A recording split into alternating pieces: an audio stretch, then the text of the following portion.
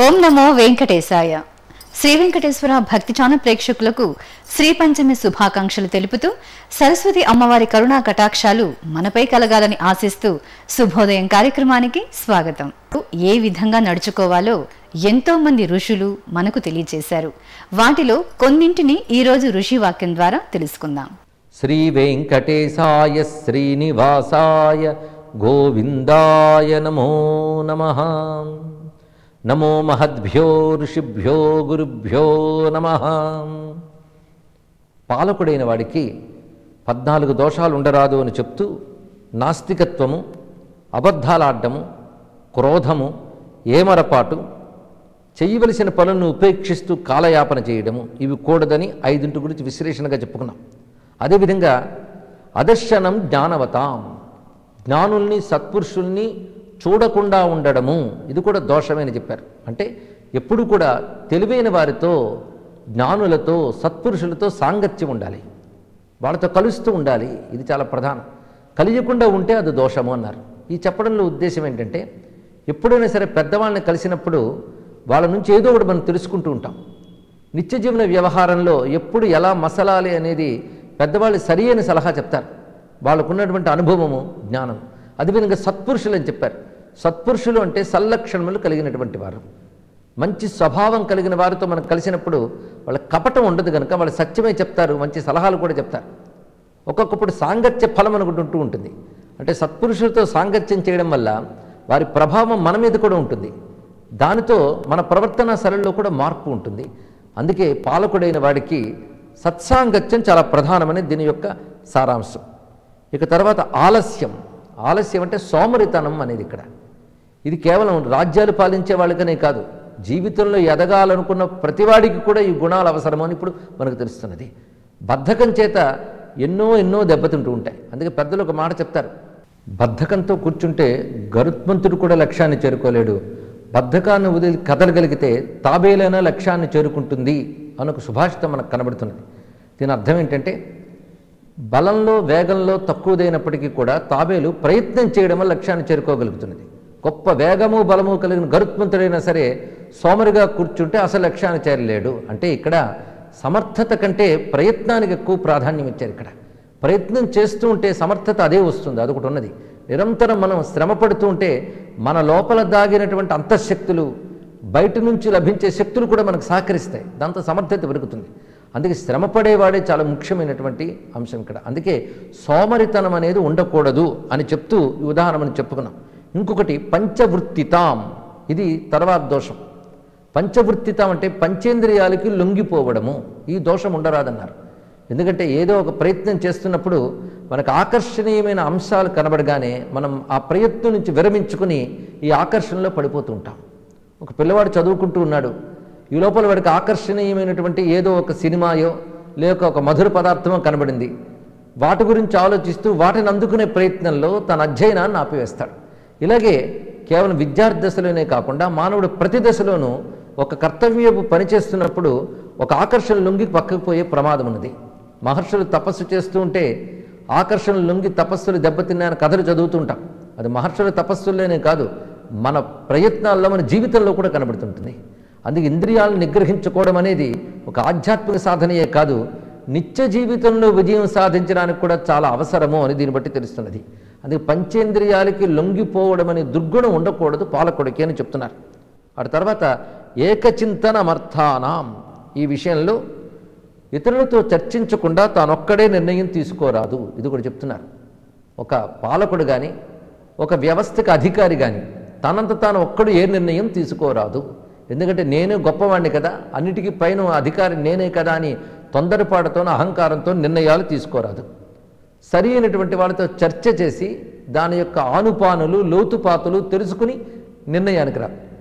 అదేవిధంగా అనర్థజ్ఞశ్చ మంత్రణం, సరైన వాళ్ళతో చర్చ చేయడం ఎంత అవసరమో అనర్థం కలిగించే వాళ్ళతో చర్చ చేయడం అంత ప్రమాదము అన్నారు ఇక్కడ. అంటే చర్చ చేయడం కూడా ఎవరితోనో తెలుసుకోవాలి. ఇక్కడ చక్కటి ఆలోచన శక్తి కలవాళ్ళు, అనుభవజ్ఞులు, జ్ఞానులు, మన హితాన్ని కోరేవారు, వారితో చర్చ చేయాలి. వీళ్ళని మంత్రులు అంటారు.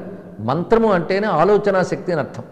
మంచి ఆలోచనా శక్తి కలగానే మంత్రులు అని అంటారు. ఇక్కడ ఒక పనిని మనం అమలుపరిచేటప్పుడు మన కింద పనిచేసే వాళ్ళల్లో శ్రామికులు మొదలుకొని ఆలోచన అమలుపరిచే మేధావుల వరకు అన్ని వర్గాలు ఉంటాయి.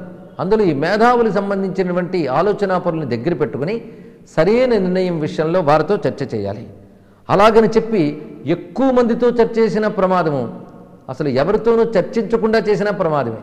అందుకు తగినటువంటి వారితో తగిన సంఖ్యలో పరిమితంగానే ఎంచుకుని చర్చ చేయాలి అని చెప్తున్నారు. అదేవిధంగా చర్చ చేసి ఎంపిక చేసినటువంటి నిర్ణయించినటువంటి పనుల్ని ప్రారంభించకుండా ఉండకూడదు. ఇది తర్వాతి లక్షణం చెప్తున్నారు ఇక్కడ. నిశ్చితానాం అనారంభం అంటే నిర్ణయించిన వాటిని ప్రారంభించకుండా ఉండడం అనే దోషం ఉండరాదు. ఎప్పుడైనా ఇది పెద్ద ప్రమాదం. మనకి చక్కటి ప్రణాళికలు వేస్తారు, వాటికంటూ నిధులు కేటాయిస్తారు. లోపం ఎక్కడొస్తుంది అంటే వెంటనే అమలుపరచకపోవడం అనేది అది పెద్ద లోపం. దానివల్ల ప్రగతంతా మనకి పత్రాల్లోనే కనబడుతుంది తప్ప పనిలో కనబడకుండా పోతుంది ఇక్కడ. అందుకు ప్రధానంగా నిర్ణయించిన వాటిని వెంటనే అమలుపరచాలి, ఆలస్యం కూడదు. 2, అమలుపరచడం కూడాను మధ్యలో ఎక్కడా కూడాను పక్కదారి పట్టకుండా అది అమలుపరచబడగలగాలి. ఎందుకంటే ఒక ప్రణాళిక ఒక నిధి కేటాయిస్తాం, మధ్యలో ఆ నిధులు సరిగ్గా వినియోగించబడకపోయినా దుర్వినియోగమైన పనులు జరగవు. అందుకే సంకల్పించి నిర్ణయించిన దగ్గర నుంచి అమలు పరిచే వరకు కూడా పాలకుడు చాలా జాగ్రత్తగా చూసుకోవాలి. ఆలస్యం చేయరాదు, సరిగ్గా జరిగేటట్టు చూడాలని చెప్తున్నారు. అదేవిధంగా కొన్ని రహస్యమైన నిర్ణయాలను మాత్రం బయట పెట్టరాదు. దేశ క్షేమానికి ఉపయోగపడేటువంటి రహస్య విషయాల్ని బయట పెట్టరాదు అని చెప్పారు. అదేవిధంగా మంచి పనులు చేయడంలో ఎల్లవేళలా కూడాను చాలా జాగ్రత్త పడి ఉండాలి, వాటిని ఆలస్యం చేయరాదు. అందుకు మంగళస్య అప్రయోగం, మంచి పనుల్ని వెంటనే అమలుపరచకుండా ఆలస్యం చేయరాదు, ఇది చెప్తున్నారు. ప్రత్యుత్థానంచ అంటే అనేక మంది శత్రువులు దాడి చేస్తున్నప్పుడు సాహసంతో ఒక్కడూ ఎదుర్కోకూడదు, ఇతడు తగినంత బలాన్ని ఏర్పరచుకోవాలి. ఇది కూడా మనం కేవలం రాజు అని మాత్రమే కాకుండా ఒక వ్యవహారాన్ని నడిపేవాడికి తప్పకుండా శత్రువులు ఉంటారు. ఆ శత్రువులను ఎలా ఎదుర్కొనాలి అంటే తానొక్కడే ఎదుర్కొనకుండా తగిన బలాన్ని సమకూర్చుకోవాలి. ఈ విధంగా 14 లక్షణాల గురించి 14 దుర్గుణాల గురించి కూడా చెప్పారు. అంటే 14 దుర్గుణాలు వదులుకోవడమే 14 సల్లక్షణాలు తెచ్చుకోవడం. ఇంత చక్కగా ఒక నిర్వాహకుడు ఎలా ఉండాలి, ఒక పాలకుడు ఎలా ఉండాలో చెప్పినటువంటి వాల్మీకి మహర్షి వాక్యాలకి నమస్కరిద్దాం. ఇది ఎంత ఋషివాక్యమో అంత దేవవాక్యం కూడా. ఎందుకంటే ఇవన్నీ రామచంద్రమూర్తి చెప్తున్నటువంటి మాటలు ఇవి. అందుకే రామనీతి, రాజనీతి, పరిపాలనా రీతి, వీటికి నమస్కరిస్తూ స్వస్తి. పరమ పవిత్రమైన మాఘమాస వైభవాన్ని కొంత తెలుసుకుందాం. మాఘమాస మహాన్మాస నీరం నారాయణాత్మకం ప్రాతస్నానం చ పూజా చ భుక్తి ముక్తి ప్రదే శుభే. 12 మాసాలలో కూడా ఎంతో ప్రశస్తమైనటువంటి మాసం మాఘమాసం. కారణం ఏంటంటే అది శౌచ ప్రధానమైనటువంటి మాసం అని మనం చెప్పుకుంటూ ఉన్నాం. విశేషించి అంతఃశౌచానికి, మనస్సుని, బుద్ధిని, అహంకారాన్ని, చిత్తాన్ని, వీటిని శోధనం చేసుకోవడానికి చాలా ప్రశస్తమైనటువంటి రోజు. ఇక్కడ మాఘమాసంలో స్నాన విధికి చాలా ప్రశస్తి ఉన్నది. స్నానం అంటే కేవలం మామూలు జలాలతో స్నానం చేయడమే కాదు, సముద్ర స్నానం కూడా మనం మాఘమాసంలో చేయవచ్చు. ఇక్కడ 2 రకాలైనటువంటి అనుగ్రహాలు ఉంటాయి మనకి ఈ స్నాన విధి వల్ల. సూర్యుని యొక్క ఆ కిరణ స్పర్శ, పవిత్ర కిరణ స్పర్శ అనేటువంటిది ఒకటి. రెండవది సాక్షాత్తు ఆ నారాయణుని యొక్క ప్రభావం కూడా మన మీద ఉంటుంది అన్నారు. ఈ కల్పోక్తమైనటువంటి ఈ శ్లోకంలో చెప్పబడినటువంటి విధంగా మాఘమాసో మహాన్మాస, ఈ మాఘమాసం చాలా గొప్పదైనటువంటి మాసం. నీరం నారాయణాత్మకం, నీరం అంటే జలం, జలం అనేటువంటి సాక్షాత్తు నారాయణుని యొక్క స్వరూపం అని చెప్పారనమాట. కనుక నారాయణ స్వరూపమైనటువంటి ఆ జలాలలో మనం కనుక ప్రాతకాలంలో అంటే సూర్యోదయ పూర్వమే మనం స్నాన విధిని పూర్తి చేసుకోవాలి. అది చాలా గొప్ప ఫలాన్ని ఇస్తుందట. ఈ మాఘ స్నానం అనేటువంటిది సూర్య సమర్చనం, విష్ణు సమర్చనం, ఈ 2 కూడా భుక్తి ముక్తి ప్రదే శుభే అంటున్నారు. భుక్తికి ముక్తికి కూడా శుభదాయకములైనటువంటివి అని. ఇక్కడ భుక్తి అంటే కేవలం నానా విధములైనటువంటి ఐశ్వర్యాలను అనుభవించడమే కాదు, మనకు పూర్వజన్మలలో చేసినటువంటి దుష్కృత్యాలు, సుకృత్యాలు ఏవైతే ఉన్నాయో వాటి యొక్క ఫలం అది అనంతంగా ఉంటుంది. ఆ అనంతమైన ఫలం జన్మ జన్మలలో, ఎన్నో వందల జన్మలు, వేల జన్మలలోనూ మనం అనుభవించవలసి రావచ్చు. కానీ సూర్య ఉపాసనం వల్ల, అదేవిధంగా విష్ణు ఉపాసనం వల్ల అన్ని జన్మల కర్మ ఫలాన్ని కూడా మనం ఈ జన్మలోని అనుభవించేందుకు ఒక అవకాశం వస్తుందన్నమాట. తద్వారా జరిగేటువంటి ప్రయోజనం ఏమిటంటే మనకి భుక్తి ముక్తి రెండూ లభిస్తాయి అన్నటువంటి విషయాన్ని మనకు ఈ కల్పశ్లోకం చెప్తున్నది. ఇది ఈ మాఘమాసం యొక్క విశిష్టతలలో ఒకటి. ఈరోజు తిథి వార నక్షత్రాల విషయాలను తెలుసుకుందామా? ఈరోజు ఫిబ్రవరి 1వ తేదీ చాంద్రమాన దుర్ముఖనామ సంవత్సర ఉత్తరాయణ శశిర ఋతువులో మాఘమాసంలో శుక్లపక్షంలో పంచమీ తిథి బుధవారం ఉత్తరాభాద్ర నక్షత్రం. మాఘశుక్ల పంచమి శ్రీపంచమి అని వ్యవహరింపబడుతుంది.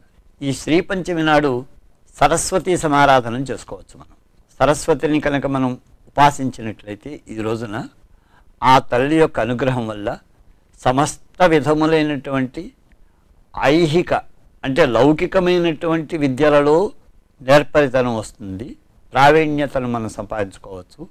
అదేవిధంగా మోక్షానుకూలమైనటువంటి విద్య ఏదైతే ఉన్నదో ఆ విద్యను కూడా మనం సంపాదించుకోవచ్చు.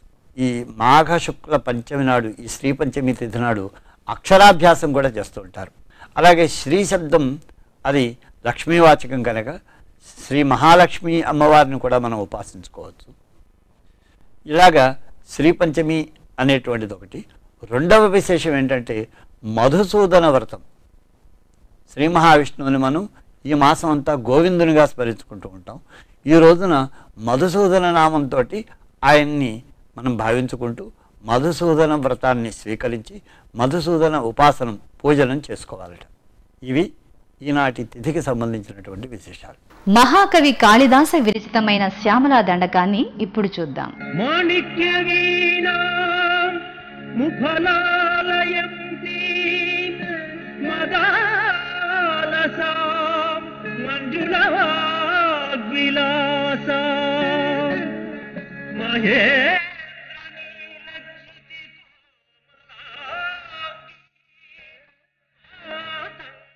కన్యాం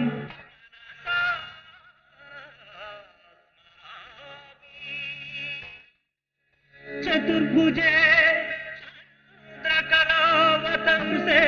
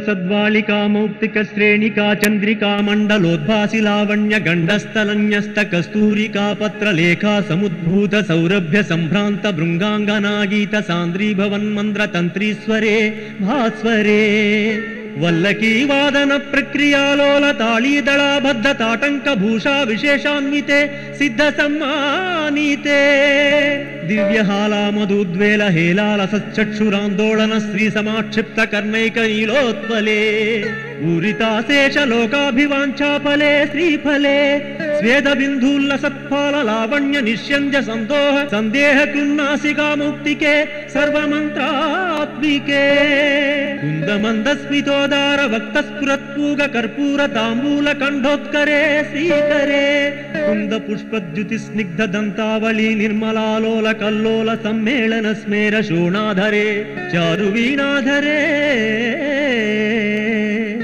సులలిత నవ యౌవనారంభ చంద్రోదయోద్వేల లావణ్య దుగ్ధార్ణవావిర్భవత్కంబు బిబ్బోక హృత్కంధరే మంధరే బంధురచ్చన్న వీరాదిభూషా సముద్యోత్తమానానవధ్యాంగ శోభే శుభే రత్నకేయూర రశ్మిచ్చటా పల్లవ ప్రోల్ల సద్దోర్లతారాజితే యోగిభిః పూజితే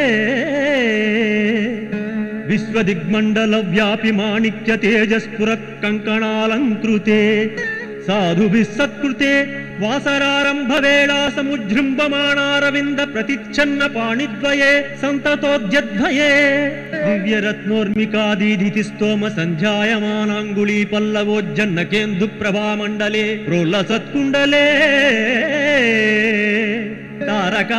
తారకారాజినీకాచహారావళి స్మేర చారుస్తనా భోగ భారానమన్మధ్యవల్లి వళిచ్ఛేద వీచీ సముద్యత్సముల్లాస సందర్శితాకార సౌందర్య రత్నాకరే శ్రీకరే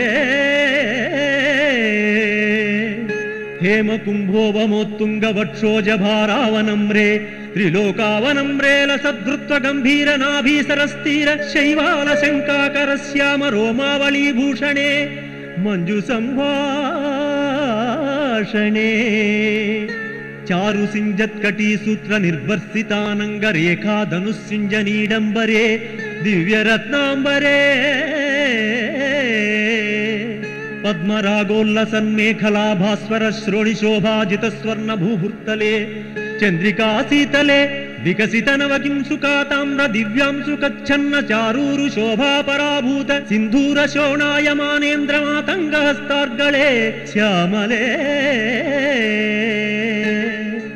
కోమల స్నిగ్ధ నీలోత్పలోత్పాదితానంగ తూణీర శంకాకరోద్దామ జంఘాలతే చారులీలాగతే నమ్ర దిక్పాల సీమంతిని కుంతల స్నిగ్ధ నీల ప్రభాపుంజ సంజాత దుర్వాంకురా శంక సారంగ సంయోగ రింకన్నఖ్యందుజ్వలే ప్రోజ్వలే ప్రహ్వదేవేశ దైత్యేశ యక్షేశ భూతేశ వాగీశ కోణేశ వాగ్వగ్ని మాణిక్య సంఘృష్ట కోటీర బాలాత్తపోద్దామలాక్షార సారుణ్య తారుణ్య లక్ష్మి గృహీతాంఘ్రి పద్మద్వయే అద్వయే సురుచిర నవరత్న పీఠస్థితే సుస్థితే శంఖ పద్మద్వయోపాశ్రితే తత్ర విఘ్నేశ దుర్గావటు క్షేత్ర పాలైర్యుతే మొత్తమాతంగ కన్యా సమూహాన్వితే భైరవైరష్టభిర్వేష్టితే దేవి వామాదిభిః సంశ్రితే ధాత్రిలక్ష్మ్యాదిశక్త్యష్టకా సేవితే భైరవీ సంవృతే పంచబాణేన రత్యా చ సంభావితే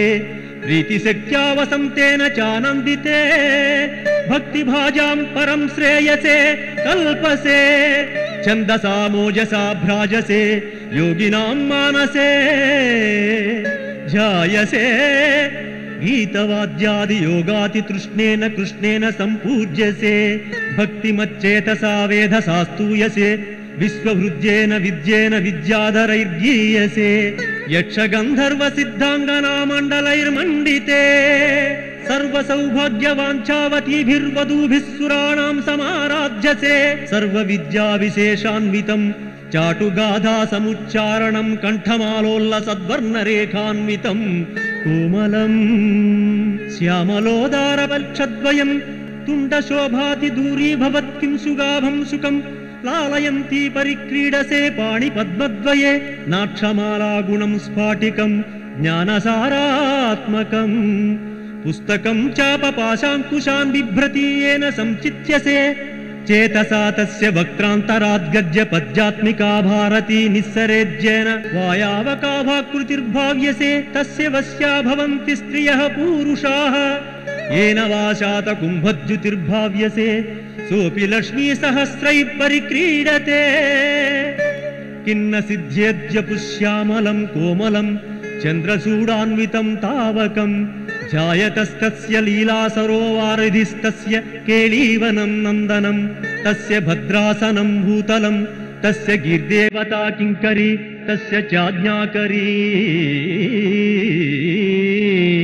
శ్రీ స్వయం सर्वयंत्रात्मिके सर्वतंत्रात्मिके सर्वमंत्रात्मिके सर्वमुद्रात्मिके सर्वशक्त्यात्मिके सर्वचक्रात्मिके सर्ववर्णात्मिके सर्वरूपे